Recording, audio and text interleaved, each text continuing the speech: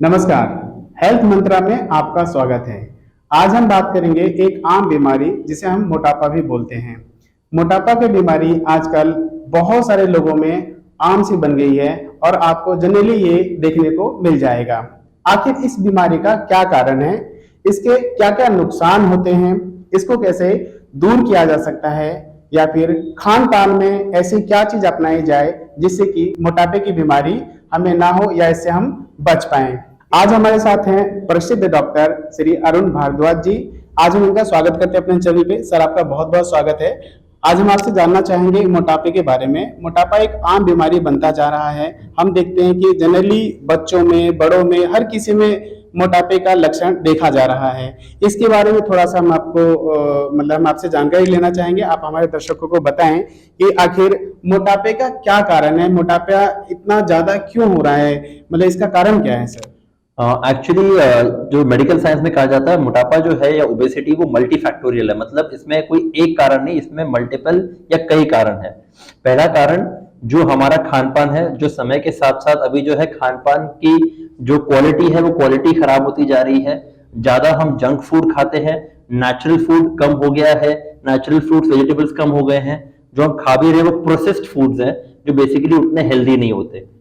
दूसरा बेसिकली हमारी एक्टिविटी कम हो गई है। तो जहां हमारे दादा परदादा साइकिल का इस्तेमाल करते थे या मीलों चल के जाया करते थे, वहां पर आज जो इंसान है बेसिकली अपनी पार्किंग में जाता है, गाड़ी में बैठा, गाड़ी से ऑफिस गया, ऑफिस में गया, सीधा लिफ्ट में चढ़ा, अपने रूम पे गया, उधर बैठ के काम कर रहा है, अपना नॉर्मल कंप्यूटर पे या लैपटॉप पे लगा हुआ है, दिन भर काम किया।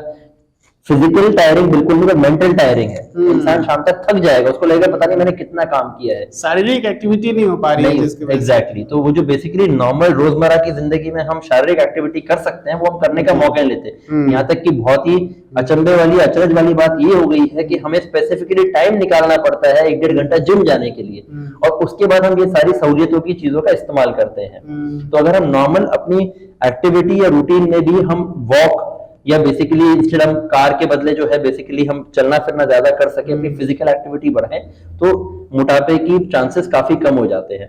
तीसरा कारण होता है कि कोई बीमारी से रिलेटेड, जैसे कई लोगों को थायराइड की बीमारी होती है, या कई लोगों को किसी कारणवश स्टेरॉइड्स चल रहे हैं, या और कोई ऐसे ऑटोइम्यून डिसऑर्डर्स होते हैं जिसकी वजह से पेशेंट वेट रिगेन करता है। अच्छा। तो कई बार आप घर परिवार वालों में देखोगे यार ये तो काम नहीं करता, ये खाता रहता है इसलिए मोटा हो रहा है। और आप कई पेशेंट्स ऐसे देखोगे जो बेसिकली खाने पीने में कभी कोई ज्यादा ऐसा नहीं कि बहुत ज्यादा खा रहे हैं और एक्टिविटी भी रखते, बट स्टिल उनका वजन बढ़ता है, क्योंकि ये मेडिकल ओबेसिटी है, ये मेडिकल बीमारी से रिलेटेड उनमें ओबेसिटी है। तो इसलिए मल्टीपल कारण की वजह से होती है। तो आपको जब इस चीज का इलाज सोचना है तो आपको ये कारण फाइंड आउट करना है कि पेशेंट में क्या फॉल्ट है।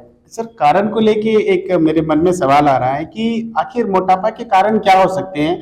अगर मान लो कोई किसी को मोटापा है, चाहे लेडीज हो, चाहे जेंट्स हो, मेल फीमेल हो, किसी को भी हो, तो उनके अंदर कैसी कौन कौन सी बीमारियां हो सकती हैं, क्या क्या इश्यूज हो सकते हैं मोटापे को लेके, थोड़ा इसके बारे देखो, में। मोटापा अभी एक ऐसी बीमारी मानी जाती है कि ये आधुनिक या मॉडर्न जमाने का ये कैंसर है, और ये ऐसा कैंसर है जो शरीर के ऑलमोस्ट हर अंग को असर करता है, जैसे कि ब्लड प्रेशर होना, डायबिटीज होना, हार्ट अटैक होना या हार्ट से रिलेटेड बीमारियां होना, लिवर पे असर पड़ना, इसका किडनीज पे असर पड़ना, थायराइड की दिक्कतें हो सकती हैं, फीमेल्स में इनफर्टिलिटी या बच्चा ना हो पाना, ये प्रॉब्लम होने के चांसेस, और लॉन्ग रन में आगे जाते जाते जैसे वजन बहुत ज्यादा होने की वजह से कमर में दर्द होना, सायाटिका होना, जॉइंट पेन होना, बाद में आपको रिप्लेसमेंट की, नी रिप्लेसमेंट की, जॉइंट रिप्लेसमेंट की जरूरत पड़ना।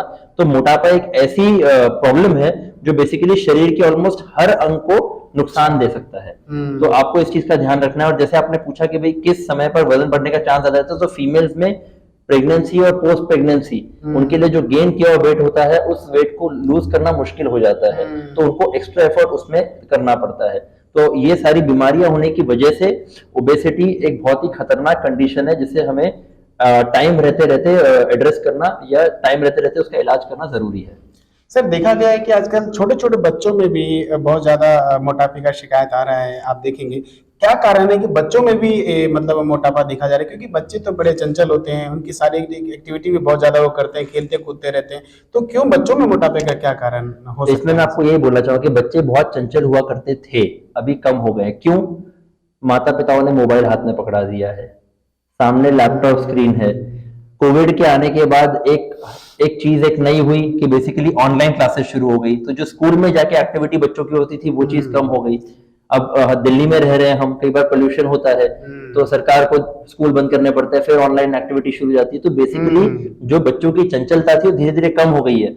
मोबाइल का स्क्रीन टाइम बढ़ता जा रहा है, बच्चे तीन अगर आप बेसिकली स्क्रीन टाइम कैलकुलेट करेंगे, जो कि आप मोबाइल में आपके पास ऑप्शंस होता है, या टीवी देखना, तो बच्चों के स्क्रीन टाइम ऑलमोस्ट 4-4, 5-5 घंटे हो गए कि वो मोबाइल पे लगे रहते हैं। तो जो फिजिकल एक्टिविटी थी वो बच्चों में काफी हद तक कम हो गई है। दूसरा, जंक फूड बहुत इजीली अवेलेबल है।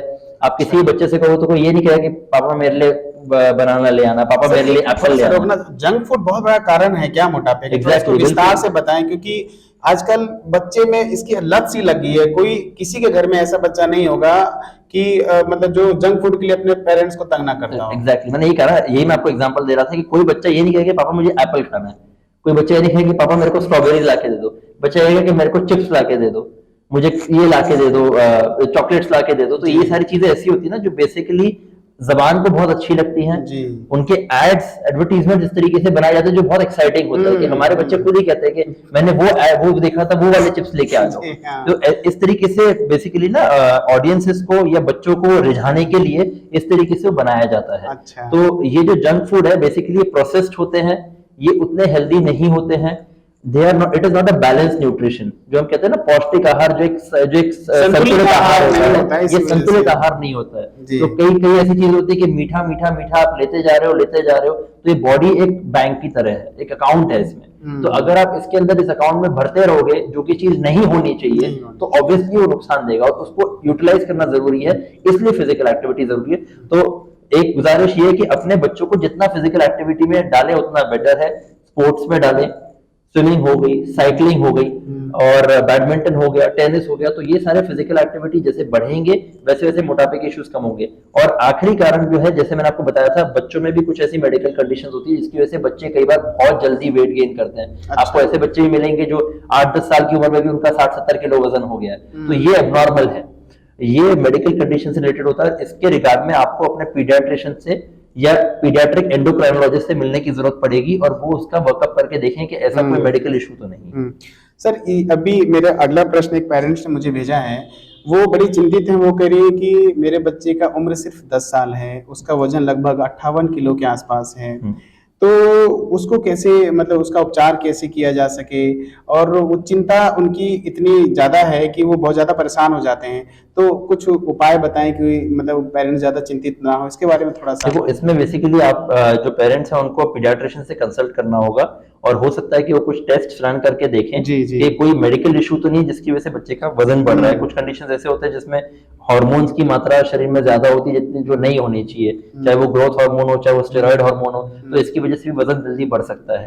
तो कुछ चीजें ऐसी होती है जो मेडिकेशन वाइज मैनेज हो सकती है। और इनफैक्ट हम बात करेंगे जिस चीज के बारे में बाद में बात करने वाला था, एक छोटी सी चीज बताऊंगा। जैसे एक बेरियाट्रिक सर्जरी, जो वेट लॉस सर्जरी हम करते हैं, इनफैक्ट 6 साल के बच्चे तक में भी की गई है, और वो इन्हीं कंडीशंस के लिए की गई है कि जिनमें मेडिकल इश्यूज थे जो सेटल नहीं होते या रिजॉल्व नहीं होते। तो प्रॉपर कमेटी बनाई जाती है, उसके अंदर डिसाइड किया जाता है कि भाई क्या ये इस बच्चे में सेफ है, और तभी की जाती है। तो आपको इसलिए उसकी जांच कराना बहुत जरूरी है। सर, आपने अभी हमें बताया था खान पान को लेके बहुत ज्यादा मोटापे बढ़ रहे हैं, तो ऐसे खान पान में रोजमर्रा डेली रूटीन में ऐसे कौन कौन से डाइट यूज किया जाए, प्रयोग में लाया जाए, जिससे कि मोटापे पे कंट्रोल पाया जा सके, या जो ऑलरेडी जिनको मोटापा हो चुका है, ओवरवेट है जिनका, वो मोटापा कम हो सके? खान पान को लेकर थोड़ा हमारे दर्शकों को गाइड करें। देखो, बेसिकली क्या है, ये शरीर बहुत सिंपल सी चीज है। शरीर एक तराजू की तरह काम करता है कि जितना आप अंदर ले रहे हो उसको आपको यूटिलाइज करना है, पहली चीज ये है। दूसरा, जितना आप हेल्दी खा सको उतना बेटर है। आजकल बड़ी सारी डाइट्स भी आती है, फैट डाइट्स हैं बहुत सारी, कोई अटकिन डाइट है, कोई वीगन डाइट है। हर एक डाइट के अपने नफे नुकसान है। तो आप अपने डाइटिशियन से कंसल्ट कीजिए, वो आपको इस चीज के बारे में बेहतर जानकारी दे पाएंगे, आपको कौन सी डाइट सूट करेगी, पहली चीज। दूसरी चीज, जो आप खा रहे हो उसको यूटिलाइज करने के लिए आप एक्सरसाइज एक्टिविटीज कीजिए। ठीक है, जैसे खाने में मैंने आपको बताया, तो कुछ अच्छी अच्छी हैबिट्स होती है। अच्छी हैबिट्स ये होती है कि भाई जो हमारे बड़े बुजुर्ग कहा करते थे कि भाई ब्रेकफास्ट जो होता है वो थोड़ा सा हैवी हो, शाम आते आते बेसिकली हमें लाइट खाना लेना चाहिए। प्रॉब्लम ये होती है कि आजकल की हेक्टिक लाइफ में उल्टा होता है, दिन भर आप नहीं खा पाते हो, और रात में आपको इतनी भूख लगती है कि आप आते ही जो भी घर पे आपको जो भी मिल जाएगा वो आप खाना शुरू कर, बहुत ज्यादा खा लेते हैं, भूख से भी और अगर आप खा के तुरंत सो जाते हो या उसको यूटिलाइज नहीं करते हो तो एक तरह से आपके बॉडी में पिगी बैंक की तरह इकट्ठा होता रहेगा। तो प्रॉब्लम ये है कि बेसिकली आपको एक हेल्दी डाइट लेनी है, ब्रेकफास्ट थोड़ा हैवी हो, डिवाइडेड मील्स हो और स्मॉल फ्रीक्वेंट मील्स, हम कहते हैं कि छोटे मील्स और बार बार लिए जाए। एक बारी में भरपेट मत खाइए, ठूस के मत खाइए, तो वो जरूरी है। जैसे मैंने आपको बताया कि अपनी डाइट को बैलेंस रखिए, फ्रूट्स अच्छे से लीजिए, ग्रीन लीफी वेजिटेबल्स लीजिए, हरी सब्जियां जो होती है वो सैलेड वगैरह लीजिए, एग्जैक्टली। और जंक की जो मात्रा है वो कम रखिए। अगर आपको शौक है, देखो जबान के लिए हर इंसान चाहता है, अगर आपको पिज्जा खाना है, बर्गर खाना है, तो हफ्ते में एक बार खा लिया, मैक्सिमम 2 बार खा लिया। लेकिन अगर हर दूसरे तीसरे दिन आप खाओगे और वही चीज आपका बच्चा देखता है, बिल्कुल, अगर आप भी खा रहे हो तो आपका बच्चा भी वही करेगा। तो जैसे वो कहते हैं प्रैक्टिस व्हाट यू प्रीच। तो अगर आप बच्चे को बोलोगे कि तुम मत खा और अगर आप खा रहे हो तो नहीं, बच्चा सिर्फ ऑब्जर्व कर रहा है आप क्या कर रहे हो। तो आपकी हेल्दी हैबिट्स होना जरूरी है। तो इसका बेनिफिट है, आपके हेल्दी हैबिट्स होंगे, आप हेल्दी हो गए, आपका बच्चा भी हेल्दी होगा। इसीलिए आप ये भी पाओगे कि एक ही फैमिली में माता पिता भी मोटापे के से ग्रस्त होते हैं, फिर बच्चा भी होता है। कई जगह जनरली देखा जाता है कि अगर माँ बाप हेल्दी है या ओवर वेट है उनका, तो बच्चों का भी देखा जाता है, क्योंकि वो सिमिलर हैबिट्स है, वो सिमिलर हैबिट्स है, सिमिलर जीन्स हैं। तो जेनेटिक्स की वजह से भी होता है, हैबिट्स भी सिमिलर होने की वजह से बच्चा आपको ऑब्जर्व कर रहा है आप क्या कर रहे हो। तो इसीलिए आपको सही प्रैक्टिस करना जरूरी है। तो देखा आपने कि सर ने आप हमें बताया कि पेरेंट्स को भी ध्यान रखना है, ताकि जैसा पेरेंट्स खाना खाएंगे, जैसा फास्ट फूड अगर पेरेंट्स खाएंगे तो बच्चे भी जिद करेंगे। अगला प्रश्न एक और है कि सर अगर किसी को मोटापा है तो उसके इलाज के क्या क्या, मतलब आज के दौर में क्या क्या साधन है, थोड़ा उसके बारे में हमारे दर्शकों को जो थोड़ी चीजें जो मैंने आपको बताई कि एक आप डाइटरी कंसल्ट लीजिए, डाइटिशियन से जरूर मिलिएगा, न्यूट्रिशनिस्ट कहलाते हैं ये। तो ये आपको एक बैलेंस डाइट दे पाएंगे। खुद से आप मत शुरू कीजिए कि हाँ मैं ये शुरू कर देता हूँ, ये बंद कर देता हूँ, या मैं नेट पे देख लेता हूँ, नेट पे मिल जाएगा। देखो जो डाइटिशियंस है या हम एज ए प्रैक्टिशनर है, हमें सालों साल लग जाते हैं साइंस को समझने में। तो अगर आपको ये लगता है कि आप आधा या 1 घंटे में या आप एक ऐप से सब्सक्राइब करके आप सारी चीजें सीख सकते हैं, तो फिर आप थोड़ा सा गलत राह पे जा रहे हैं। तो इसके अपने नुकसान भी होने के चांसेस होते हैं। तो कीप इट सुपरवाइज्ड, डाइटिशियन से कंसल्ट करके प्रॉपर अपनी डाइट को मेजर कीजिए, उसमें कैलोरीज आपकी कितनी जा रही है, कितनी यूटिलाइज हो रही है। साथ में आप अपनी फिजिकल एक्टिविटी बढ़ाइए, exercise, gym, swimming, cycling, daily basis पे अपने आप को कम से कम पौना 1 घंटा फिजिकल एक्टिविटी को डेडिकेटेड दीजिए। चाहे वो ब्रिस्क वॉक हो गई, जैसे हम वॉक की बात करते हैं, इसमें मैं फोकस करना चाहूंगा कि वो जो टहलने वाली वॉक होती है ना गार्डन में, जहाँ पे 2-3 औरतें चलते चलते बात करते हुए कर रही हैं, उससे कोई फायदा नहीं है, क्योंकि उसमें एक्टिव मतलब शरीर तो एक्टिव हो है, लेकिन हमारा ध्यान कंसंट्रेशन उस पर है ही नहीं, तो वो कोई फायदा नहीं करेगी। इनफैक्ट हम कहते हैं ब्रिस्क वॉक। ब्रिस्क वॉक मतलब मैं अपने पेशेंट्स को ये बताता हूँ कि अगर आप चल रहे हो तो या तो आप बात कर सकते हो या आप सांस ले सकते हो। अगर बात करने की कोशिश करोगे तो हाफना शुरू कर दोगे, इतना तेज चलना है। और जब आप इतना तेज 20 से 25 मिनट चलते हो तब आपका फैट यूटिलाइज होना शुरू होता है। तो कम से कम अगर आप ब्रिस्क वॉक कर रहे हो तो कम से कम आधे से पौने घंटे की आपको ब्रिस्क वॉक करनी है। और अगर आप एक्सरसाइजेस करते हो तो डेली बेसिस पे आपको 1 घंटा अपने शरीर को देना जरूरी है। 24 में से 1 घंटा कोई बड़ी बात नहीं है, लेकिन वो एक डिसिप्लिन की बात है। अगर आप डिसिप्लिन रखोगे और एक बार अपने मन में संकल्प बना लिया तो आप जो खा रहे हो उसको पचा सकोगे। तो पहला तो मेन उपाय है तो यही है कि बेसिकली खाना बेटर करना है और ये चीज एक्टिविटी बढ़ानी है। और तीसरी चीज, अगर कोई मेडिकल इश्यूज आपके हैं तो उनको सेटल करना है। जैसे डायबिटिक पेशेंट में वेट लॉस मुश्किल होता है, थायराइड पेशेंट में वेट लॉस मुश्किल होता है, तो आपको ये कई बार टेस्ट कराने की जरूरत पड़ेगी कि ये मेडिकल इश्यूज तो नहीं है। अगर ये है तो आपको इनको भी ट्रीट करना पड़ेगा साइड बाय साइड। सर एक चीज आपने बताया कि महिलाएं या पुरुष जब वॉक कर रहे होते हैं, ज्यादातर देखा जाता है झुंड में वॉक करते हैं, बातचीत करते हुए करते हैं, लेकिन आजकल यंगस्टर में भी देखा गया मोबाइल में लीड लगा लेते हैं, गाना बज रहा है और रनिंग कर रहे होते हैं। तो क्या ये सही है या देखो वेट लॉस से रिलेशन में मुझे लगता नहीं कि इसमें कोई नुकसान है आज सच, लेकिन हाँ ऑब्वियसली आपका ध्यान जो है बेसिकली बटा हुआ रहता है, इसमें आपको इंजरीज होने के चांस होते हैं, ये पॉसिबिलिटी रहती है।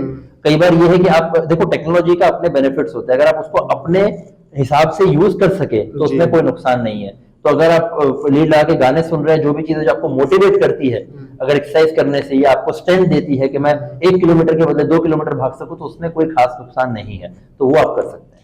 सर एक प्रश्न और है कि इलाज के क्या क्या साधन हैं, क्योंकि जब जो जिनको ओवरवेट है वो इलाज के लिए अगर सोचें तो ऐसे कौन कौन से ऑप्शन अवेलेबल हैं आज के टाइम पे, जिससे कि आसानी से वो अपना वेट लॉस सर्जरी करा पाएं या वेट लॉस का इलाज करा पाएं किसी भी तरीके से? देखो, जो मैंने बताया कि ये सारे उपाय के बाद भी कई ऐसे पेशेंट होते हैं जो निराश या हताश हो जाते हैं कि उनका वजन कम नहीं होता या कम होता है फिर दोबारा वापस आ जाता है। बिकॉज कई ऐसे इतने एंथुसियाज्म में 2-2 घंटे जिम करते हैं, सारी चीज कर रहे हैं, बट वो आप लाइफ लॉन्ग नहीं मेंटेन कर जी सकते जी हैं। जी। तो कई बार आपके पास और कोई ऑप्शन नहीं बचता, तो इसमें हमारे पास अदर ऑप्शंस जो होते हैं, जैसे वैसे तो आप जैसे ही पेशेंट को कहोगे कि सर्जरी, तो कई बार उनके मन में भय होता है कि भाई सर्जरी क्यों, लेकिन एक ट्राइड एंड टेस्टेड साइंस है जिसे हम बेरियाट्रिक साइंस कहते हैं, वेट लॉस सर्जरी साइंस है। तो इस साइंस की डेवलपमेंट ओवर द इयर्स हुई है। जो पहली वेट लॉस सर्जरी हुई थी वो 1953 में हुई थी। तो आपको समझना पड़ेगा कि जो सर्जन्स है या जो साइंटिस्ट है वो इस चीज को डेवलप करने में सालों से लगे हुए हैं। Okay. तो ऐसा कुछ नहीं है कि अभी एक्सपेरिमेंटल दौर में है या कुछ। तो कई पेशेंट्स में ये बेरियाट्रिक सर्जरी हमें रिकमेंड करनी पड़ती है, पर हम यही देखते हैं कि ये सारे फैक्टर्स सॉर्टेड आउट है, इसके बावजूद भी पेशेंट का वजन अगर कम नहीं हुआ है तो फिर हम उन्हें सर्जरी ऑफर करते हैं, बिकॉज ये एक परमानेंट सोल्यूशन देता है वेट लॉस के लिए और एक सिग्निफिकेंट वेट लॉस देता है। जैसे कि 100-150 किलो का पेशेंट है पर नॉर्मल वेट 70 होना चाहिए, तो ये आपका वजन ऑलमोस्ट 60 किलो तक कम कर सकता है उस पेशेंट में। अगर कोई 200 किलो है और उसका नॉर्मल 80 है तो तभी उन पेशेंट में 80-100 भी कम कर सकता है। क्या बात, यानी 100 किलो तक 50% वजन कम कर मतलब सकता हाँ, है। 50 नहीं, जो एक्सेस वेट है उस एक्सेस का normal 60 to 80% weight loss possible है, और एक सस्टेन वेट लॉस जो कि आगे पेशेंट में बरकरार रहता है। तो कई पेशेंट्स जो ऐसे स्टेज पे पहुंच गए हैं कि डाइट और इससे हेल्प नहीं होगा, उसमें हमें करना पड़ता है। तो एक बीएमआई क्राइटेरिया होता है जो हाइट और वेट से मेजर किया जाता है। तो उस बीएमआई के अनुसार हम डिसाइड करते हैं कि ये पेशेंट में हमें बेरियाट्रिक सर्जरी करनी है कि नहीं। अगर आपका बीएमआई कम है, जैसे कि 30 से कम है, तो हम बेरियाट्रिक सर्जरी नहीं रिकमेंड करते। फिर हम बेसिकली कुछ प्लास्टिक सर्जन होते हैं, वो मैं नहीं लेकिन प्लास्टिक सर्जन होते हैं जो बाकी सारे सर्जरी, टमी टक ऑपरेशन होता है या लाइपोसक्शन हो गया या जैसे ये हो गया एब्डोमिनोप्लास्टी हो गया, तो वो ये सारी सर्जरीज भी ऑप्शन अवेलेबल रहती हैं। तो ये लास्ट रिजॉर्ट है, लेकिन डेफिनेटली ये हेल्प करता है। तो आपके सर्जन आपसे मिलके या डॉक्टर से आप मिलके आप डिसाइड कर सकते हैं कि आपको इस चीज की रिक्वायरमेंट है कि नहीं है। अच्छा, एक मेरे पास प्रश्न आ रहा है सर, सर्जरी को ही लेके है कि एक व्यूअर मेरे से पूछ रहे हैं क्या सर्जरी परमानेंट सॉल्यूशन है या नहीं है? नहीं, सर्जरी एक परमानेंट सोल्यूशन है, ठीक है, लेकिन सर्जरी एक शॉर्टकट नहीं है, आपको ये समझना पड़ेगा। अगर कोई पेशेंट चाहता है कि मेरी सर्जरी कर दीजिए और मैं आगे लाइफ में कोई डिसिप्लिन नहीं रखने वाला, तो फिर वो सैडली मिस्टेकन है। अच्छा, मतलब आपको ये नहीं है कि बेसिकली मैंने सर्जरी करा ली और उसके बाद 6-7 महीने मैंने मेंटेन रखा डिसिप्लिन, उसके बाद मैंने जो खाना है मैं खाऊंगा, मैं कोई फिजिकल एक्टिविटी नहीं करूंगा। तो सर्जरी जो है आपको एक बहुत सॉलिड वेट लॉस देगा, जैसे मैंने आपको बताया 60 to 80% of your access wait, but उसको आगे मेंटेन करने के लिए आपको एक हेल्दी लाइफस्टाइल मेंटेन करनी पड़ेगी। ऐसा नहीं कि आपको भूखा रहना है, लेकिन आपको अपनी बैलेंस, जो मैंने आपको बताया था ना, उस तराजू को आपको बैलेंस करके रखना है। तो अगर आप वो करेंगे तो आप लाइफ लॉन्ग उस वेट लॉस को आराम से मेंटेन कर सकते हैं।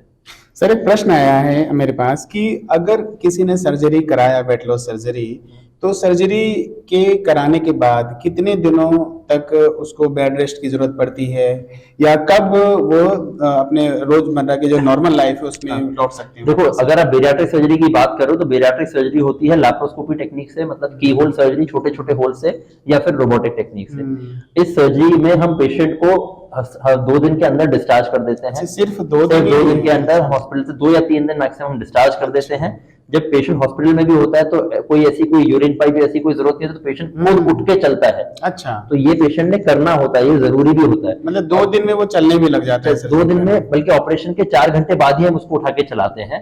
2 दिन में जब वो घर जाता है तो खुद अपना चलना फिरना, नॉर्मल रूटीन एक्टिविटी छोटी मोटी कर सकते हैं। और हफ्ते 10 दिन में हम उनको एनकरेज करते हैं कि आप बेसिकली वॉक पे जाइए, थोड़ा घूमना फिरना शुरू कीजिए। और मैं अपने हर पेशेंट्स को ऑलमोस्ट मोटिवेट करता हूँ कि महीने भर तक, मतलब 1 महीने तक थोड़ा सा रिस्ट्रिक्शन रखना, बट 1 महीने के बाद आप gym, physical activity, cycling, swimming, जो भी आप कर सकते हैं वो कीजिए। ये आपका वेट लॉस और भी बेहतर करता है। और 1 हफ्ते, ऑपरेशन के हफ्ते से 10 दिन में लोग अपना काम शुरू कर देते हैं, मतलब अपने ऑफिस जाना शुरू कर देते हैं। तो कोई बेड रेस्ट एडवाइजेबल या रिकमेंडेड नहीं है।